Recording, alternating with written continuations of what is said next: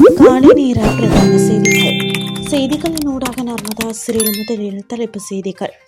பொதுமக்களுக்கு விடுக்கப்பட்டுள்ள விசேட கோரிக்கை. பாடசாலை சீருடை விநியோகம். கல்வி அமைச்சின் அறிவிப்பு. போர் நிறுத்தத்திற்காக வந்த ஈரானிய முக்கிய புள்ளியின் அறிவிப்பு புறக்கணிக்கப்பட்ட அமெரிக்கா. இனி விரிவான செய்திகள். எரிசக்தி நெருக்கடி மற்றும் உள்நாட்டு தேவைகளை கருத்தில் கொண்டு எதிர்வரும் புத்தாண்டு பண்டிகை காலத்தில் மின்சாரத்தை மிகவும் பொறுப்புடன் பயன்படுத்துமாறு பொதுமக்களிடம் கோரிக்கை விடுக்கப்பட்டுள்ளது. இலங்கை நிலையான ஆற்றல் அதிகார சபையின் தலைவர் DMWJ பண்டார இதனை தெரிவித்துள்ளார். மத்திய கிழக்கு பிராந்தியத்தில் நிலவும் போர் சூழல் உலகளாவிய விநியோக சங்கிலியில் பாதிப்பை ஏற்படுத்தியுள்ளது.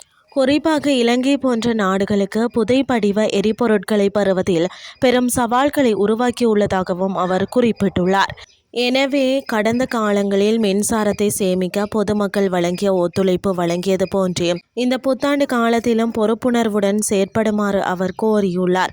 குறிப்பாக இரவு 6 மணி முதல் 10 மணி வரையிலான காலப்பகுதியில் மின்சார தேவை மிக அதிகமாக இருப்பதால் அந்த நேரத்தில் தேவையற்ற மின் பயன்பாட்டை குறைத்து கொள்ளுமாறு அவர் வலியுறுத்தியுள்ளார். விடுமுறை நாட்களில் தொழிற்சாலைகள் மூடப்பட்டிருந்தாலும் சூரிய சக்தி மூலம் பகல் வேளையில் அதிக மின்சாரம் கிடைப்பதாலும் சமையல் துணி துவைத்தல் மற்றும் இஸ்திரி செய்தல் போன்ற பணிகளை பகல் நேரத்தில் முடித்துக் கொள்ளுமாறு இலங்கை நிலையான ஆற்றல் அதிகார சபையின் தலைவர் வலியுறுத்தியுள்ளார். 2026ஆம் ஆண்டுக்கான பாடசாலை சீருடை துணிகள் முழுமையாக விநியோகப்பட்டுள்ளதாக கல்வி அமைச்சு தெரிவித்துள்ளது.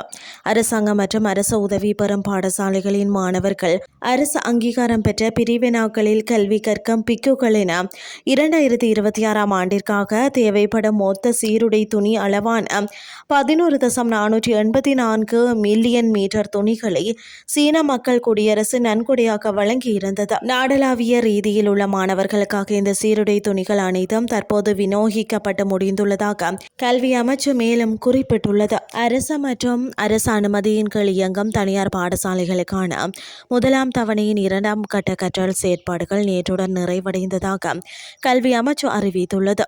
அதற்கமைய பாடசாலைகளுக்கு எதிர்வரும் 19ஆம் தேதி வரையில் விடுமுறை வழங்கப்பட்டுள்ளது. இந்த நிலையில் பாடசாலைகளுக்கான 2ஆம் தவணைக்கான கற்றல் செயற்பாடுகள் எதிர்வரும் 20ஆம் தேதி ஆரம்பமாக உள்ளது. இனி வெளிநாட்டு செய்திகள்.